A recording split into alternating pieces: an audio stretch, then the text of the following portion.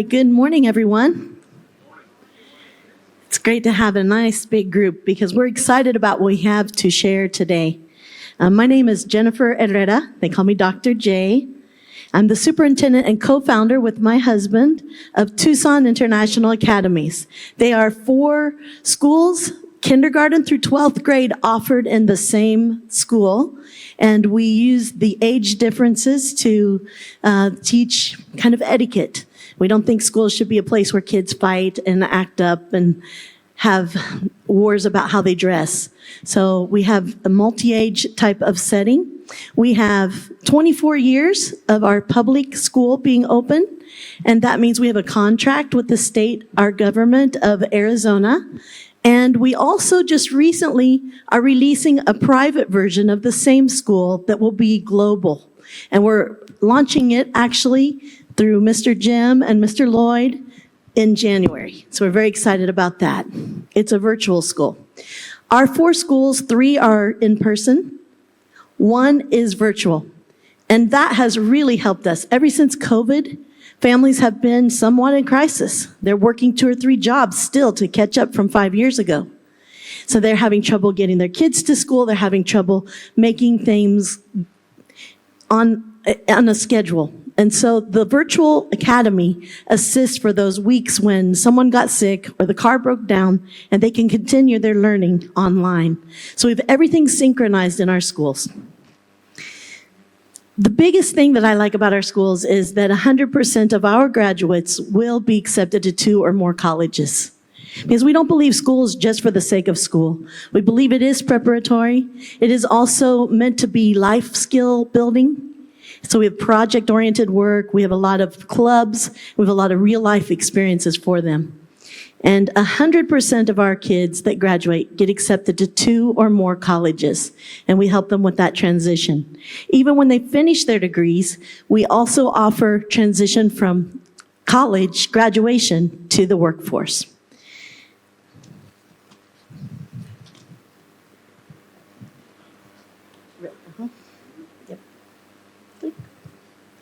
Our next big project is going to be these empowerment hubs. The empowerment hubs are an idea where you take a smaller size community. There's a place for large 1,000-kid schools. There's also a place for 100-kid schools. Our size is the 100-student size. And because of that, you can raise leaders quickly and effectively. And I love that because I think the kids have a lot to offer, but to run 1,000 is a lot of responsibility, and you'll end up just managing emergencies. But if you have a smaller community that you can manage, that you can lead, you'll have a greater success with the outcomes you set. Plus, you will also have a chance to grow yourself as a leader and be effective. So we love the small model. Our model of empowerment hubs, as you see, there are 9 hubs that we have identified.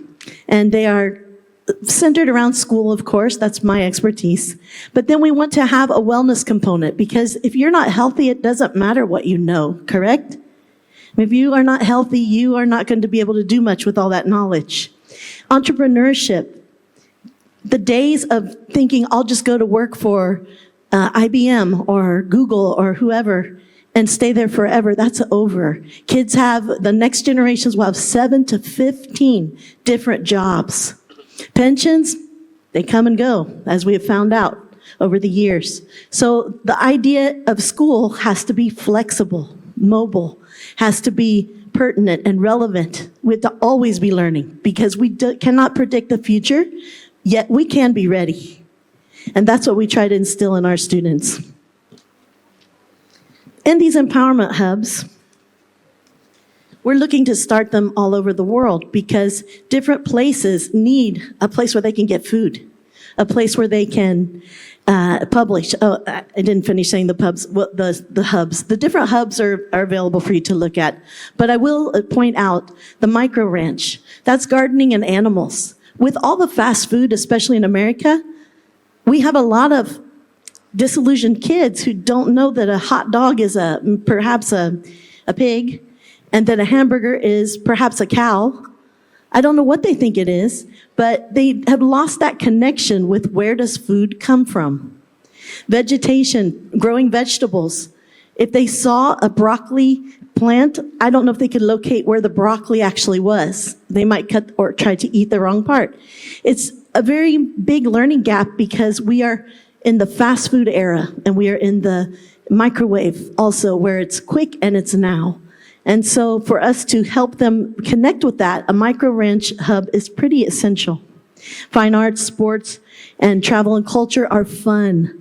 They enrich their lives, going on their first trips abroad. Many of them have done the same thing. It changes your perspective.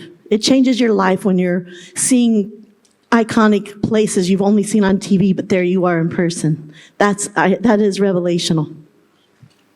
We also have the sports and the publishing. Publishing, we have to teach people how to communicate. And again, extra challenges from COVID.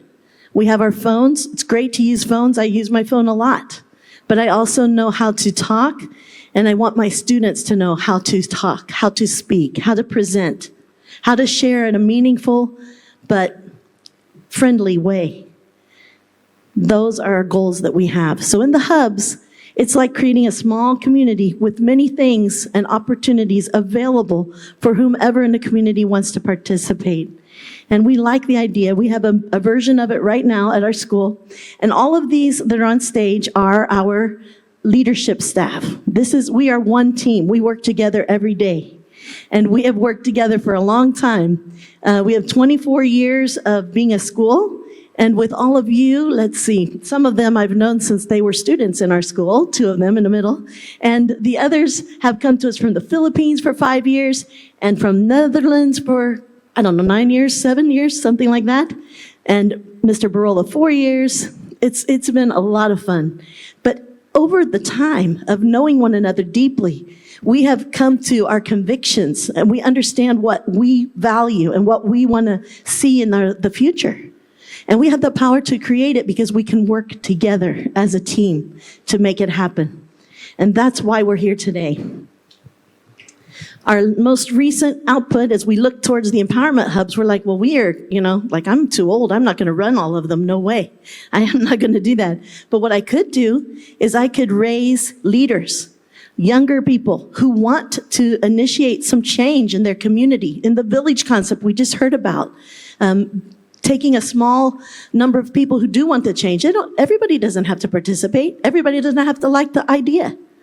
But we could offer it. And as we offer it, we see who comes, who wants it. And then we help them find their place in contributing and in serving in their community. That's our humanitarian hub. We wrote a book about leadership. Because if you're going to have leadership, if you're going to have empowerment hubs, you need leaders. You need leaders who can come, who can direct, who can identify and empathize, and yet still make things happen so that it's like that everyone feels productive. Okay, and so in here we each took a chapter and wrote it and have shared our leadership experiences. What have we learned to this point in our walk, our journey of leadership? All of you are clearly leaders. Where are you in your walk? We are handing out our book for free. If you see one on a table that is available, please take it. We are offering it because it's a very simple and practical application of leadership skills to your life. And you can see what we found for us, and then maybe you can go out with your team and write your own book about leadership. The world needs to hear these sorts of things. They need to hear about leadership. They need to hear what you're thinking. And if we wait around for the government to act on our behalf, we might be waiting a while. If we wait around till we get money, probably going to wait forever, right? I'm 60. That's a long time. So you have to get started, So what can you do? We're here to challenge you. We have challenged ourselves. We brought ourselves here in the middle of school year. It took a lot of logistics, but we made it happen. And so we're here to share from our hearts. We're very excited. Let's introduce the team.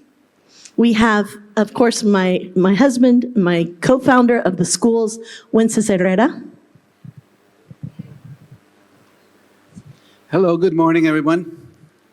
I'm Mr. Herrera, and I'm the co-founder of Tucson International Academy, which is located in Tucson, Arizona, in the United States. I am the internal control officer. I wear many hats, but that's one of my titles. And the other one is that I am the international language coordinator for our schools, for our district. And so I believe that education is a right for everyone. But there's a but there. But each person is responsible for their own personal growth and development. Leaders, they're not born. They are developed.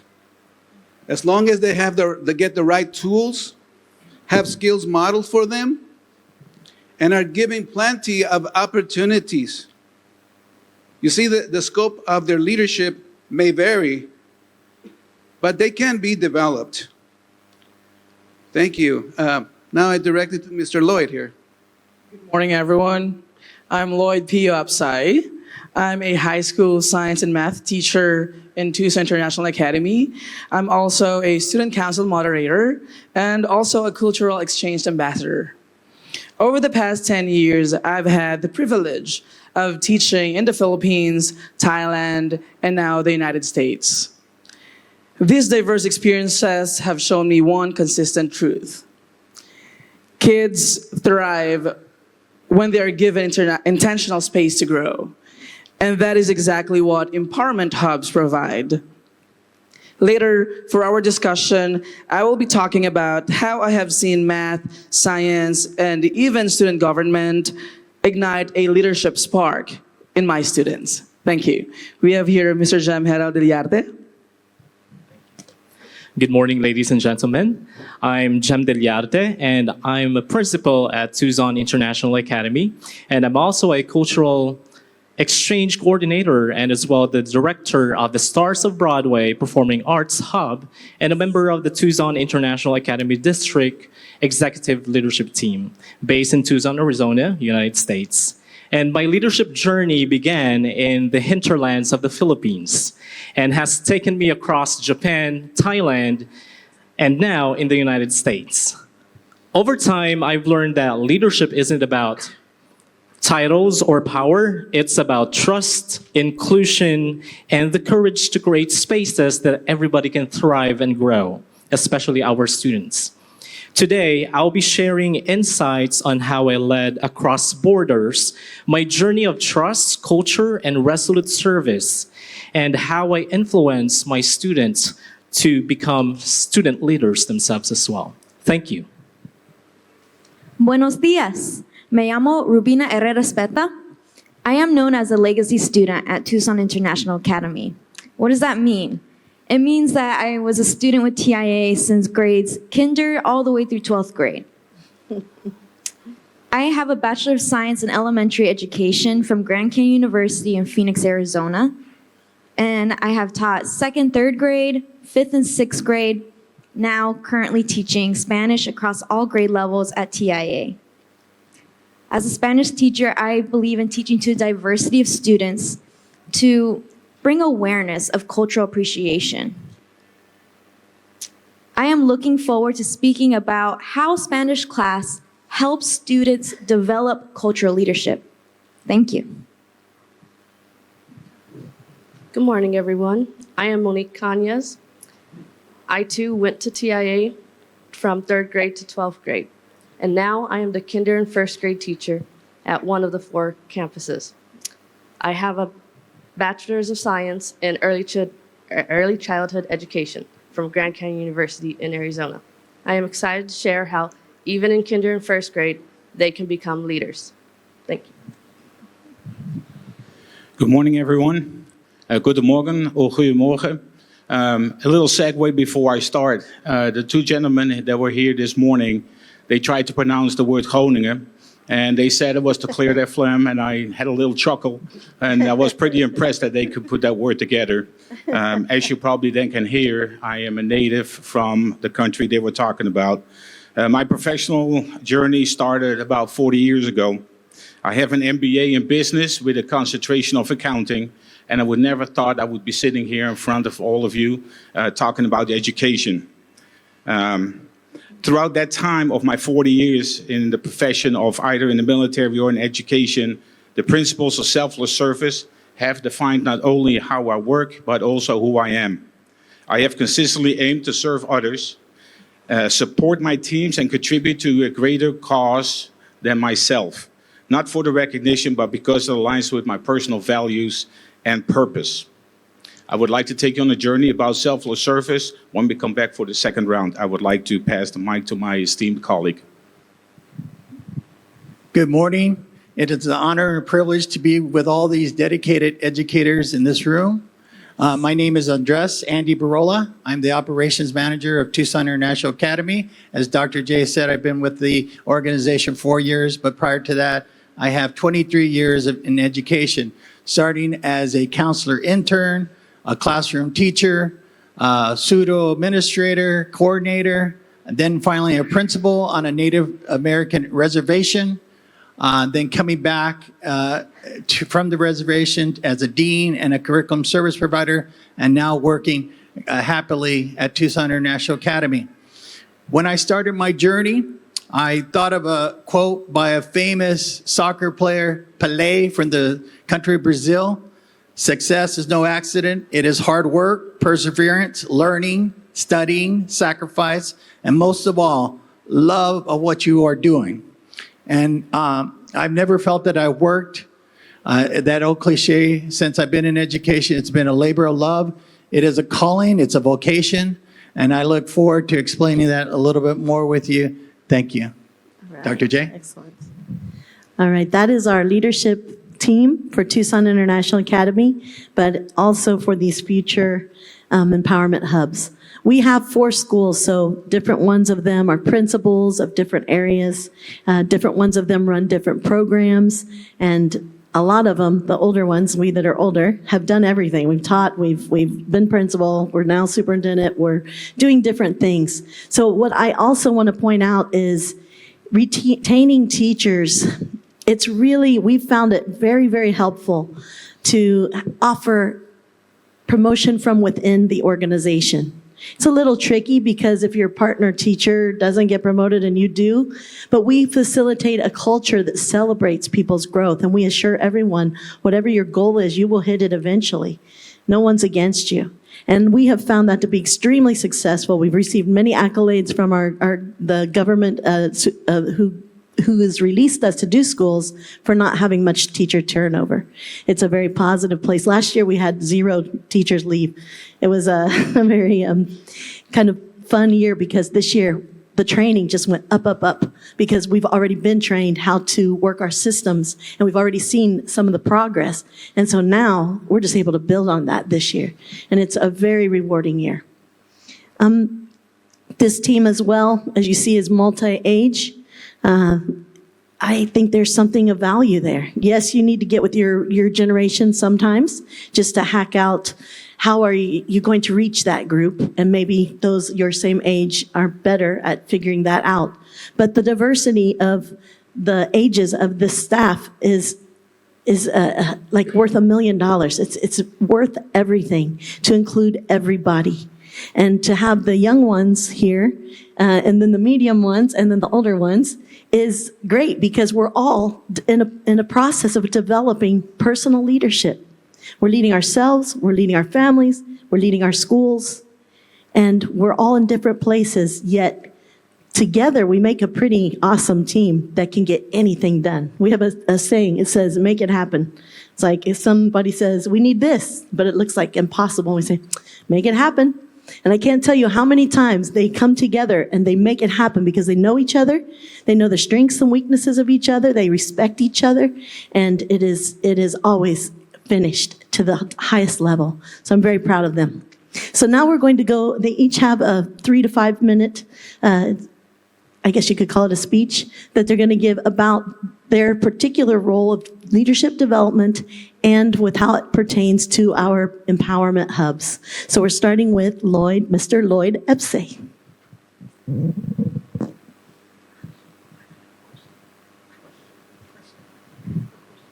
Oh, that's right, he needs the question. All right. Mr. Lloyd, how have you seen math, science, or student government ignite a leadership spark in your students? Thank you, Dr. J. Good morning again, everyone. I'm very thankful and honored to be here in this conference. And thank you, Education 2.0, for this, or for inviting us here. And for my TIA family, thank you, Dr. Jennifer Herrera, Mr. Wences Herrera. Thank you for this opportunity as well. As part of our school's Aspiring Leaders Initiative, I firmly believe that leadership today is not defined by titles. It's defined by influence, initiative, and responsibility. My own journey as a former student council officer in both high school and college shaped the educator I am now. In the classroom, especially in math and science, I emphasize curiosity, application, and problem-solving skills that naturally ignite leadership. When I was teaching in the Philippines as a science teacher and also a student council moderator, I had a student who excelled in all academic areas and every school activities. He dreamed of becoming a student council president since he was in 7th grade. And he achieved it on the last year of high school. In our first meeting, I challenged him with 2 questions. How will you improve this small community, and what legacy will you leave?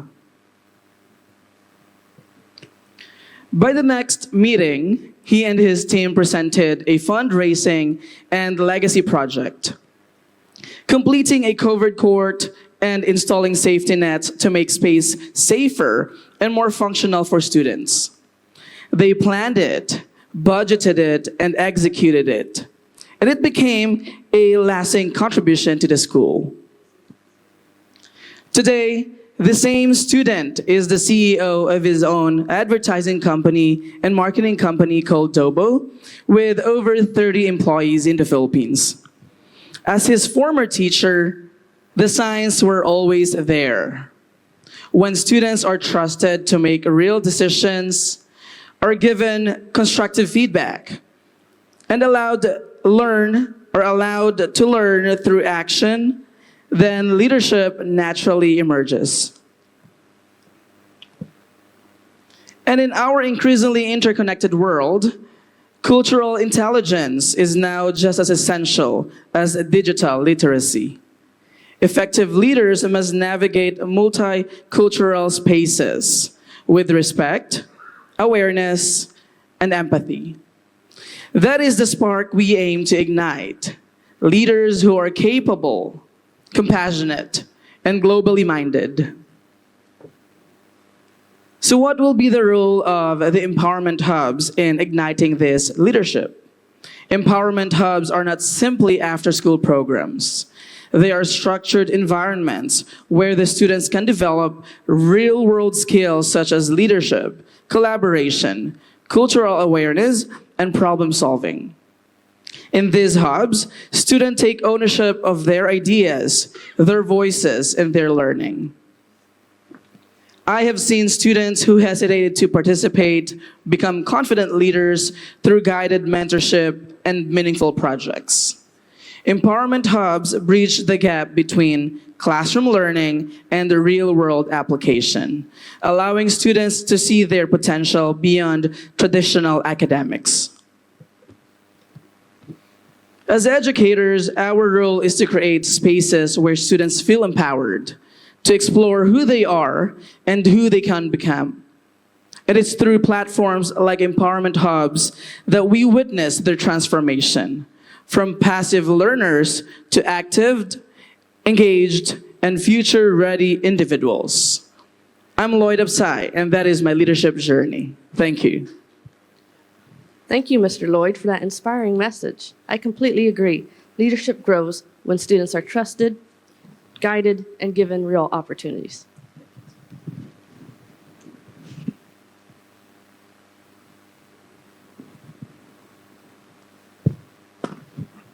Our next person is Mr. Jim. Mr. Jim, can you define leadership across cultures, your core leadership philosophy, and how does performing arts play a role in all of that? How do you build the confidence for your students? Thank you, Dr. J, for the panel question.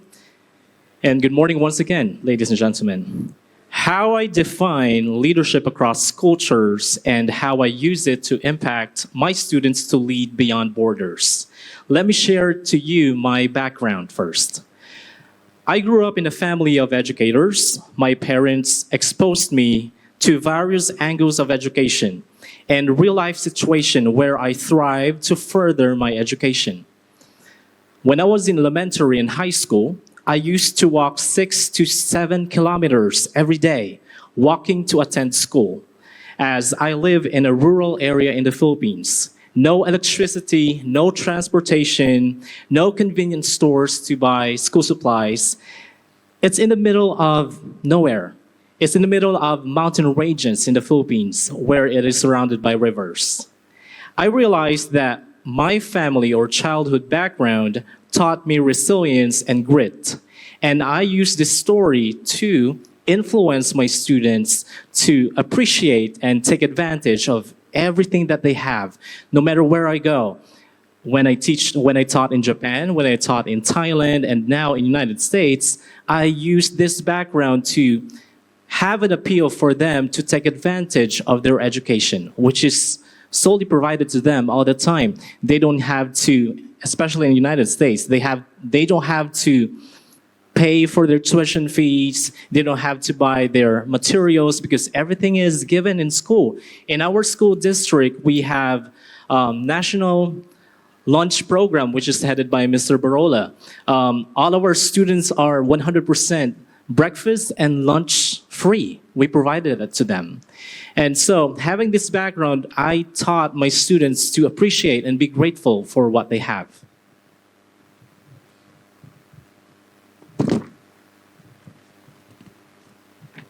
And as I further my education to Nippon, Japan, the land of the rising sun, as an international educator where I led a Japanese English department and international programs, student exchanges, Japan taught me discipline and precision through the concept of omotenashi. I'm not sure if we have Japanese nationality here, but then Japanese taught me omotenashi, which is hospitality, and realized that every detail is a reflection of integrity, because honesty and integrity is everything in Japanese village or community. In the same manner, I challenge my Japanese students to embody integrity in all forms possible. Doing the right thing even when no one is looking.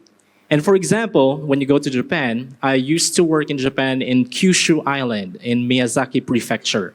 When you leave your phone, for example, or your wallet in a public place, after 24 hours, it's still there. All right, but then generation change. Of course, there are so many influence that the young generation have. So this integral part of their community somehow change and thrift away as well. So I challenge my students to embody integrity in all forms possible. So let me share to you one of my stories, one of the stories of my students teaching them integrity. Sakura, the name of the student, was a top student in my class, and she misconstrued cheating is only limited to copying answers from her classmates without their permission. But sharing answer during the test is not cheating for her. So in consequence, I gave both students an F grade, saying and explained to them that by doing it, you, Sakura, wasn't just cheating, but also stealing the opportunity from your classmate to be independent and prepare himself to get ready for the test. So the takeaway is that our students must be taught how to become independent and advocate for their own achievements to be successful in their future undertakings. So now, or moreover, let me bring you to Bangkok, Thailand, Krungthep Mahanakon, meaning the city of angels. I discovered Namjai, which is generosity to the heart, or generosity of the heart, and Sanuk, the joy in service. It reminded me that leadership doesn't always have to be loud and strong. It's in the heart of service.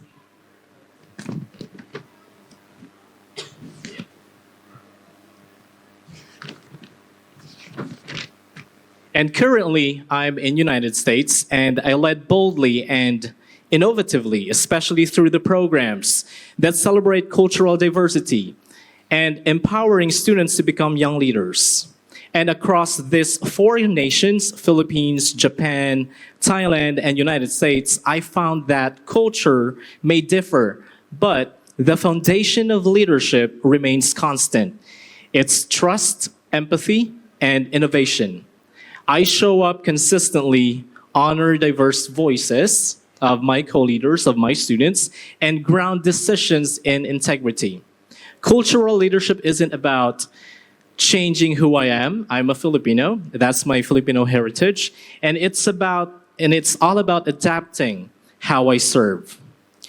Leaders never stop learning how to innovate, and through Tucson International Academy, I've discovered that performing arts and storytelling are powerful tools for building leadership capacity among our students, like drama or Broadway presentations. Through our Stars of Broadway, Perform with the Stars from Broadway, New York. Students perform alongside with professional Broadway artists or performers, not to entertain, but to transform.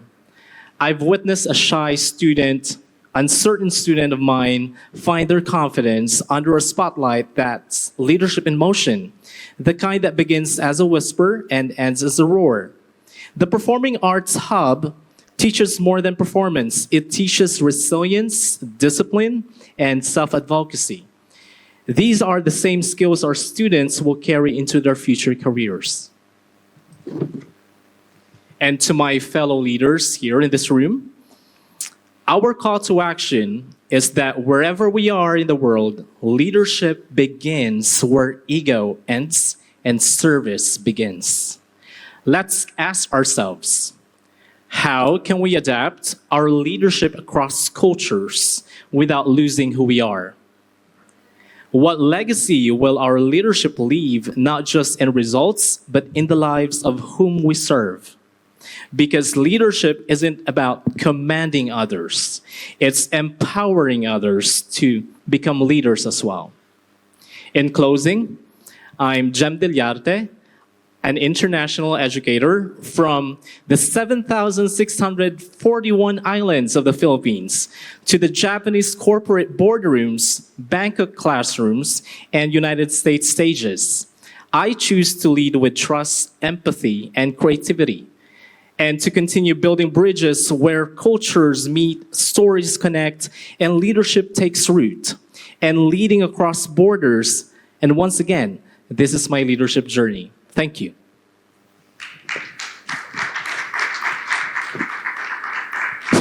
What I appreciate about Mr. Jem is that he spells his name J-E-M, but in our world, he's a real gem, a G-E-M. So thank you, Mr. Jem. I do want to say what I appreciate most about your journey is that the relationships you build with your students and your families, but I could see my own child being under his guidance and leadership. That's how much faith and confidence I would put in this man. So thank you again for sharing that. You're welcome, Mr. Barola. Appreciate it. And now, next we have Miss Rubina Herrera. Miss Ruby, how has Spanish class helped students develop not only language, but also cultural leadership? Spanish class has provided students with valuable skills that extend beyond language acquisition, fostering cultural leadership in several ways, starting with cultural awareness.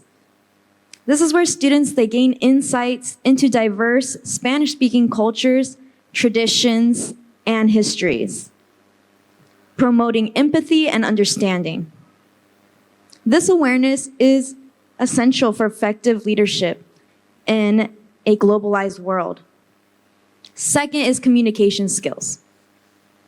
Learning Spanish enhances students' ability to communicate in a multicultural environment, such as a conference such as this, Education 2.0, maybe even empowerment hubs where they might live somewhere else in a different country. Proficiency in another language helps them engage with diverse populations, an important trait for leaders. Then there's critical thinking. Through discussions about cultural context and societal issues, students develop critical thinking skills. They learn to analyze different perspectives, which is fundamental for effective decision-making and leadership. Then we have collaboration. This is where group projects and activities in Spanish class encourage teamwork, and I'm very big on teamwork. For example, we have fiestas that we celebrate specifically for Spanish. We have Cinco de Mayo, as well as 16 de septiembre, and that is September 16th, Mexico's Independence Day. This is where students have the opportunity to work as a team, wear traditional costumes, as well as perform traditional dances, or they have the choice to sing songs in Spanish. Students practice collaborating with peers from different backgrounds. At Tucson International Academy, we have students from Philippines, Native Americans, Mexicans, Asia, as well as I have a specific family that's so lovely at the campus I work at that are from Togo, and they speak French. And these students have to learn to communicate with one another, with the Americans as well, in a respectful tone.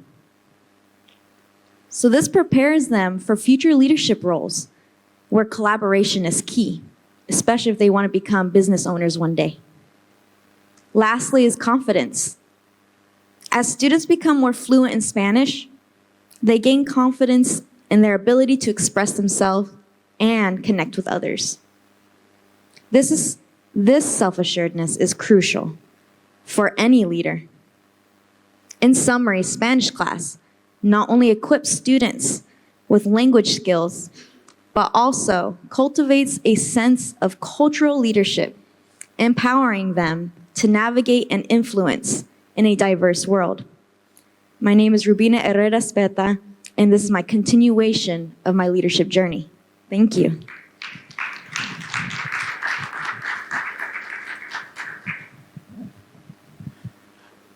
I would like to comment on your insightfulness. If I had a teacher, let's say 50 years ago, that was going to teach me a foreign language, I wish it was somebody like you. Like I said, I come from a very small country, and we have to learn foreign languages in order just to communicate with others, because there's only 18 million of us. So if I had a teacher that would have explained to me why I need to teach or be taught German, I would have accepted it. If another teacher would have taught me French, I would appreciate they would have explained that to me. If I had to speak English, I would have really appreciated that as well. And when it comes to my native language, that would have also been very much appreciated. So I really appreciate your insightfulness. And if I can, I'm going to sign up for your Spanish class in the future. Thank you. All right. I'm honored just seeing them honor each other. It's wonderful. Our next speaker is Miss Monique Cañez. Miss Monique, what does leadership look like with the youngest learners, the 5-year-olds and the 6-year-olds?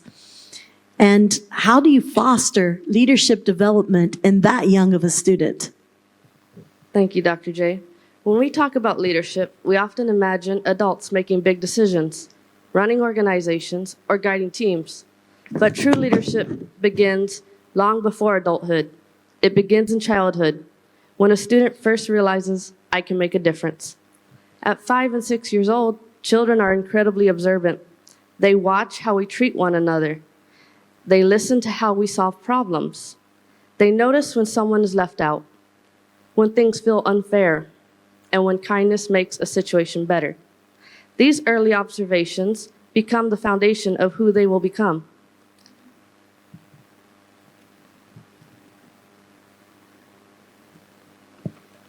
Leadership at this age doesn't look like holding a title or giving speeches. Leadership looks like choosing to include someone who's alone, asking a classmate, "Do you need help?" Taking a deep breath, trying again after something doesn't go as planned. Showing responsibility by taking care of materials. These small moments are actually big leadership moments. In our classroom, we create intentional opportunities for students to grow into these roles. Every day, we encourage them to be thinkers, helpers, problem solvers, and encouragers. We teach them how to work together, how to listen to one another, and how to use their voice in a positive way. We teach them that leadership is not about being the boss. It's about lifting others up. It's about doing the right thing even when it feels hard. It's about leading with empathy, honesty, and courage. At this age, children are eager to take responsibility. They love having a classroom job. They love leading the line, passing out materials, or being the helper for the day. These responsibilities may seem small to us, but to them, it's important. It builds confidence. They teach accountability, and they help children understand that they play an important role in our classroom community. We also guide students in recognizing their own strength. Maybe one child is great at comforting others, and another is great at organizing materials. Different strengths create different types of leaders, and we want our students to know there isn't just one way to lead. We are also teaching them that mistakes are not the end of leadership. They are part of it. When they take responsibility for their actions or choose to be kind after a conflict, that is leadership. When we encourage our students to speak up respectfully, to solve small problems on their own, or to try new challenges with courage, we help build the confidence they need to lead. When we model kindness, patience, and confidence in our classroom, they bring that energy home or into the real world community. We are planting seeds of leadership that will continue to grow for years to come. Because when children learn these skills early, they become thoughtful, compassionate people who know how to treat others and make a positive impact. And the beautiful thing is this: they don't have to wait until they are older to be leaders. They already are. Every day, in small and meaningful ways, our students show us that leadership has no age limit. When we equip students to lead at 5 and 6 years old, we aren't just teaching lessons for today. We are shaping the leaders of tomorrow. I am Monique Cañas, and that is my leadership journey. Thank you. Thank you, Ms. Monique, for that informative response to the question of Dr. J. And I truly agree on what you said, that leadership must start on a very young age. In fact, in Tucson International Academy, in our school, we involve our kindergarten and first grade in our student council. They attend meetings and plannings for our student council. They share their ideas on that very young age, and also they communicate information in their classroom. So at that very young age, I do agree that they need to take responsibility in every action that they made, and also they need to learn how to own their mistake and learn from it. So thank you, Ms. Monique. Absolutely. 11 years before we started our own schools, I taught kindergarten. And I had like 36 kids, which maybe that isn't so many in your country, but in America it is. And it was exhausting. But I found that leadership element, you can find the leaders in the class and they'll just take it over for you. And if you honor and reward what result you want, you'll get it. And I love, I've seen, of course, Miss Monique's class, and she's a lot like me in her teaching style. And I just get a kick out of it because it's true at any age, isn't it? Even the high schoolers, even the adults that you work with or that you lead, it's just a timeless concept. So thank you, Miss Monique. Our next person is Mr. Roy Goris.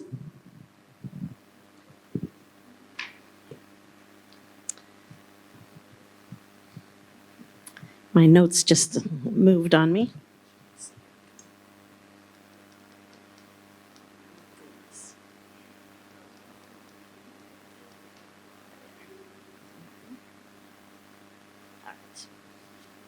Mr. Goris, how do you equip both students and educators, because you are principal, to lead from where they're at?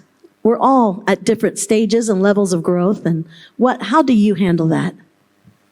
Thank you for asking a very challenging question. At first, I would like to go back about 50 years ago when I was going through the journey of being in an elementary school, middle school, and subsequently high school. I was a bit of a rebel. The last thing, if anybody would ask me now, how come you ended up in education, I definitely could not give you an answer. I did not like to sit in the class. I have a learning obstacle, and I made it very challenging. Nobody was really paying attention how I can get over this obstacle. So what I do is I'm just in my own world, minding my own business. Another fact is I grew up in a post-World War II Europe. There was a lot of bullying going on because I have blonde hair and blue eyes, and not a very easy stereotypical thing, but because my family comes from Germany, they had it out for me. So education wasn't something I was ever thinking about. I was an average student, and after high school, I just simply said, that's it for me. Because of the country where I was born, they have compulsory military service. And I was called in, and that's where I found the niche. I really like the concept of working in a team. In the military, we're all wearing the same uniform. You can't distinguish anybody from anything other than you have the same uniform. However, people that are in the military, there's a very strong command structure. It goes from the top and goes all the way down, and ultimately, if you're on the bottom of it, you just have to follow orders, and that's it. They're not asking you for your opinion. If they wanted you to have an opinion, they would issue you one. The word empathy, that is something that was foreign to me too. I wasn't raised to have empathy. So when I was in the military, empathy wasn't a question. Fast forward, I stayed in the military for a while, and then I decided I was going to spread my wings. And obviously, America was one of the countries that I saw on TV. Everything was open 24 hours a day. Everything was bigger, even in Texas. And all these kind of things kind of fascinated me. I watched a lot of TV shows, and it turned out to be not the reality. So if you ever have the opportunity to visit the United States, don't think about those TV shows. It is a totally different experience. Coming back to my journey, I come to the United States and I settle my family, and obviously, logically, thing for me to do is join the American military. And I flourished there just as I did in the Dutch army because it is very strong in command leadership. Personal opinions, they have to stay at the door. Having done that for well over 20 years, I came to the fruitful consideration that it's time for me to retire. And as I retired, I sit at home and not quite sure what my purpose is. I kind of lost myself in the process. I did know that a high school diploma was probably not going to get me anywhere. So I decided to experiment college.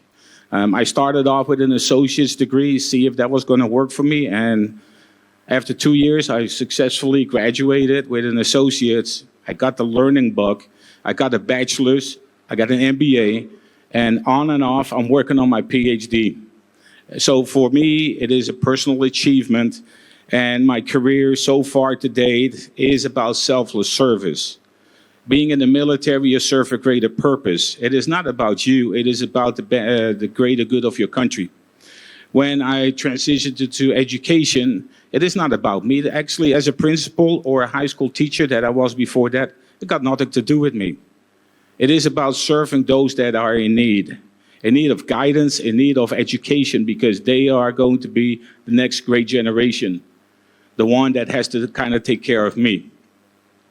So from a student's perspective, selfless service, it is more than just helping others.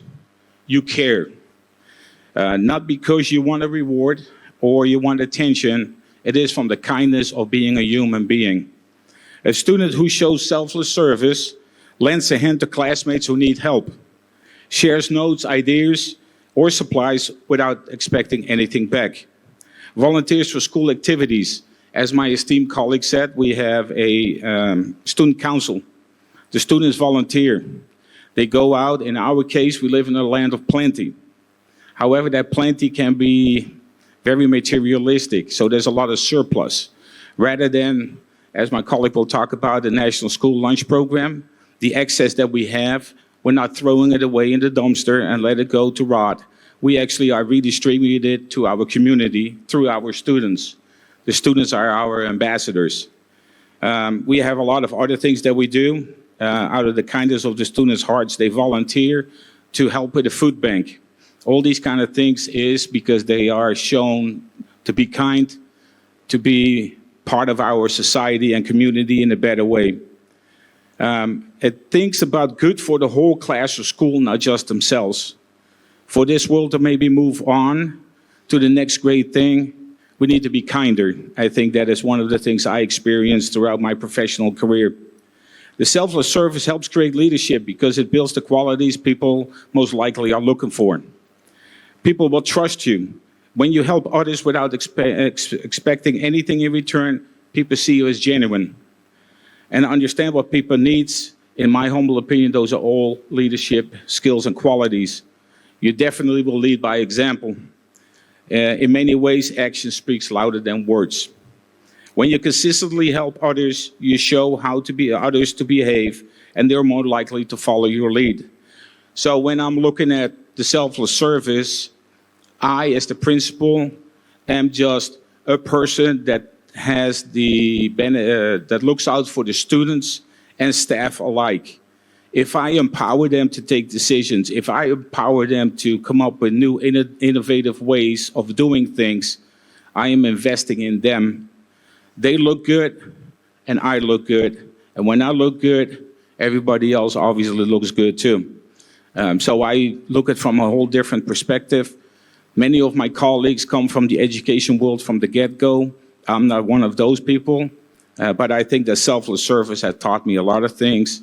And that is my transformational journey from a command leadership to a servant leadership. And in the twilight of my professional career, I hope that I can build on it. So thank you very much. Man, if I can just quickly add to that, I think that's amazing. Thank you so much for your service, as well as just showing us how leadership really does involve selfless service. It goes hand in hand with teamwork. For example, maybe we would need to promote something in our jobs. We need to do a presentation at a conference. We can't let our teammates down by not showing up or not doing our part in that. Same when it comes to students. When they come to their performances, they need to be there for their team, their class, because without them, it's not complete. So thank you for sharing that, Mr. Goris. And I would like to add on the perspective that you were coming from a command type of leadership because your background was in the military. And you shifted towards education, and you realized that education leadership has meant to be relational and has to have servant leadership. So I believe that those two pillars or types of leadership, I believe that those are important. It's a part and parcel of every organization, because I believe here we have tons of CEOs and superintendents and directors in this room. So most of the time, command leadership, may it be in military or wherever, command leadership, it's a chain of command, which the superintendent or the director or the CEO set that chain of command. But I think it is also good because it meant to provide structure and systems and procedures in an organization. But most of the organization forget to have a relationship with their employees, with their staff. And servant leadership has to take place in every organization. And that is a fresh perspective of both types, which is command leadership or chain of command type of leadership and servitude. Thank you, Mr. Goris. All right. Excellent. We have another presentation from Mr. Andy Barola. Mr. Barola, what does real-world readiness look like? behind the scenes? And how do you help students take ownership? You have certainly led from up front, and currently you are definitely leading behind the scenes, yet it's so important. So tell us a little bit more about that. How do you help students take ownership, and how do your roles at the school facilitate growth and leadership? Thank you, Dr. J, for the opportunity to share my experience and how my role in the organization at Tucson International Academy enhances the organization. I've been in each of these people's position. I've been a teacher, a coordinator, and principal, and now recently a superintendent certificate. So I'm very proud of that. But what I try to do in my role as operations manager is to ensure safety for our students, to ensure that we have the focus necessary to our food programs. Hollywood makes America seem like there's gold everywhere and money's flying all over the place. It's not true. We have poverty, let me tell you, and it's real.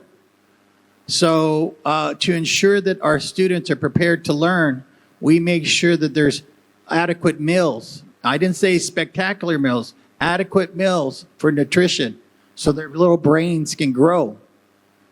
Without that, who can concentrate? So you got to get to the basics, the pillars. So in my understanding, in my role, I have done certain projects that have enhanced our organization. One of the most recent projects was securing air conditioning, HVACs. We're in Arizona, very hot place in the southwest of the United States. It's called the Sonoran Desert. Our temperatures range from any place between 100 to 115. May not be as comparable to Dubai and Saudi Arabia, but very hot for us. So we have to ensure that we have the adequate cooling to create an environment for our students to learn. We were able to partner with our electric power utility company, and they gave us a grant, and we were able to replace all our AC units, a $200,000 adventure. So very proud of that. Another activity or initiative that we had was to make sure that we had the curriculum, the books.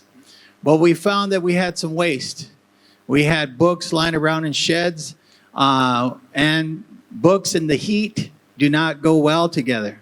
So we collected all the books, we dispersed them to where they belong in the teachers' classrooms to help our students. That saved the organization about $15,000. These are not made up figures. These are figures that from previous orders that we had that we could see. So again, building up the curriculum, helping the organization, saving money, but yet helping the students get the materials they need to learn. We talked about the National School Lunch Program, a very important program. We have people that were running it prior to, before I got involved, and they let us down. People come and go. They left us, and we were able to pick up. But each month, we spent about $38,000 per child, not per child, per the district to ensure that we have adequate food for our students.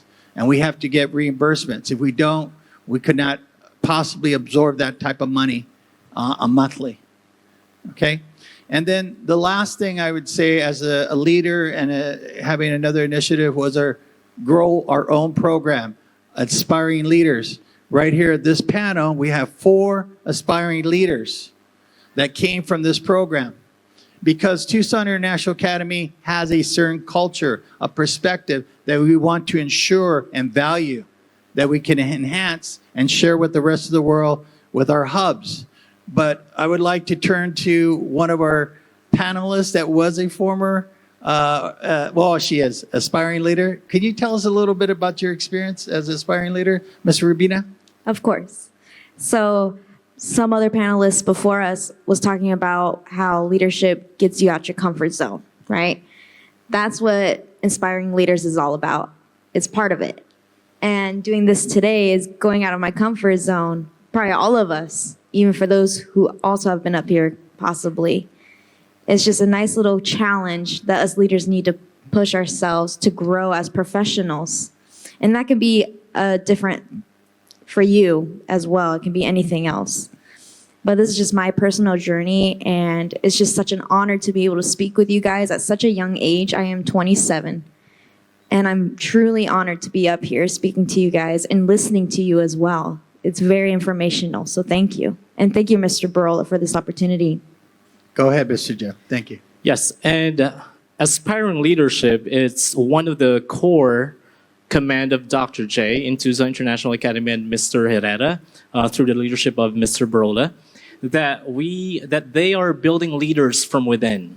So it's really good to see us here becoming the next generational leaders of Tucson International Academy. And maybe I will not be staying in the United States for long, but it's an invisible string attached to this organization that helped me become the leader that I am right now.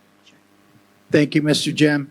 Again, the Aspiring Leader program that we have within our organization, I believe the strength of it is compassion, but compassion with responsibility.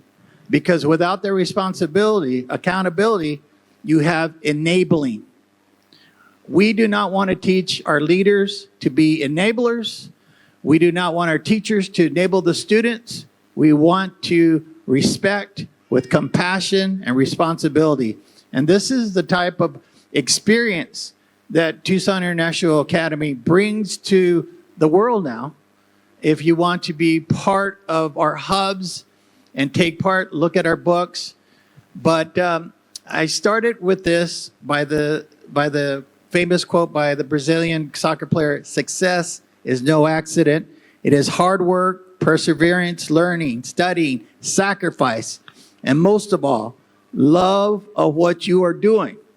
You cannot fake that. If it does not come from the heart, you're playing a game. So please find your authenticity or being authentic. Yep. That's what I want to say. We're here to help, and we want to help. And that has been my educational academic experience. Back to you, Dr. J. Excellent. Thank you. So we're wrapping up now. We probably won't have time for questions, but Mr. Herrera is going to give the final word, and he is going to summarize about the empowerment hubs and a few key points in a short manner. So if you could hang with us, that'd be great. We are at our time. After that, I would just say we have the gift of the books on the table. If you see a book left over that is just laying there, please take it. And it's just our journey. I mean, it's not like poetic, beautiful quality. It is our authentic experience. And I would encourage you, leaders, all of you are leaders, go write your own book. It's doable. You use Amazon. You can go to Fiverr. You can hire what you need done. They will direct you through the process, and you can get it done. And if you're worried about the grammar and things, they got Grammarly. Remember AI? We're talking about AI at this conference. They have all kinds of things. And we did not lose our voice in our chapters. I guarantee you that it's us, because I read it a lot of times. So we are here now for Mr. Herrera, my partner, my co-founder, and we just like to dream up all kinds of big adventures. And so he's going to talk to us. Mr. Herrera, tell us your vision for how empowerment hubs will expand student leadership globally. Yes, thank you. Really quickly, before I start, I want to commend Mr. Barola here, because it's not easy being, he's the one that takes care of all our buildings. That's one job that I used to have, but now I gave to him. And, we talked about soft skills and all that, but, one of the main character traits of a leader is how do you respond to no, right? Because a lot of us as humans, we just hear no, and then we say, okay, and we just walk away all sad, But Mr. Andy Barola here, I kind of was impressed with him when I have said a lot of times no. Then he comes out with a problem solve, a answer to the problem. And he's like, well, what if I do this? Right? And that's, as an employer, as a business owner, that's what I like to hear, right? We all want problem solvers, right? And so thank you again, Mr. Andy Burrola. What is the vision about these empowerment hubs? We believe that the empowerment hubs will expand student leadership globally, and that is by providing ample opportunities to each of the students to grow and also develop their own giftings, abilities, and skills in the field of their choice. And now this will empower them to succeed and provide for their families, no matter where they are in this world. Now, today's career technical education must include hands-on project-based learning. We all know that. But this will enable the students to build both the technical and the professional skills needed for them to succeed. One key component is alignment. Alignment with local industry needs can provide the pathways for the students while helping employers find talent. It's a win-win for everyone, for the businesses, for the community, for the city, the town that they live in, the village, the world. Today's students will need more than technical know-how to succeed. And so the key, it lies in building transferable skills that will carry them through the multiple careers in an evolving economy. As we all know, we're going through it right now, right? In every country, it's evolving, right? It's changing, it's moving. And so I believe, and we believe, that this empowerment hubs will do just that. Again, I want to thank you. I want to thank Education 2.0 for having us here for this time and space with you all. I'm Mr. Herrera, and this is and continues to be my leadership journey. Thank you very much.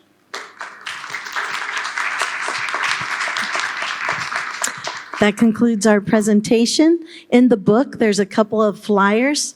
In the book, I wanted to briefly point out Mr. Jim, raise your hand. He is in chapter 7. Mr. Herrera is in chapter 3.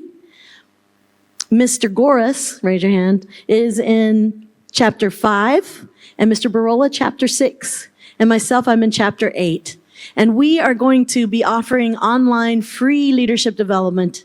So if you sign up today, I think there's a code. Just have to click to it. All right, let's see.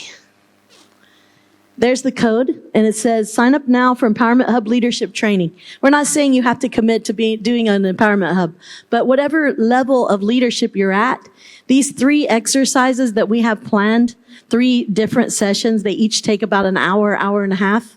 And we're going to do them online, live. We can record them. You can request them. And it's informal, but it's not really informal information. It's very strategic. We even do it with our high school students. And it's a way for you to see who you are, remind yourself who you are, because sometimes we become something for a while because we think we need to, but it's not authentic. So these exercises get you a mission statement for yourself that's authentic. The second one gets you a mindset that's going to facilitate that mission statement, because we work on the mission statement till it's there, till it's real. Then the third one is goal setting, which we all have our ways of setting goals, but we would review another way, and it's very powerful. You get those 3 trainings, your leadership will definitely quadruple, and it is a powerful experience. We don't mind doing it because guess what? I'm using it to train others to give the training. So all of this is us training ourselves and one another and building each other up. So I hope that you all have a fantastic day. We have 2 flyers in here. I forgot to mention, one is about the empowerment hubs. The other is about our private school. If you know anyone who would like to be a part of our private school, I mean, what they're saying they charge online is crazy, but ours is not that expensive. So if you're interested or you know someone who is, please email us. In particular, Mr. Jim Deliarte. He will hook you up. He's our current virtual academy principal at our state school, and he is going to be heading up the private school as well. Thank you for being here. I honor each and every one of you. Thank you. Thank you.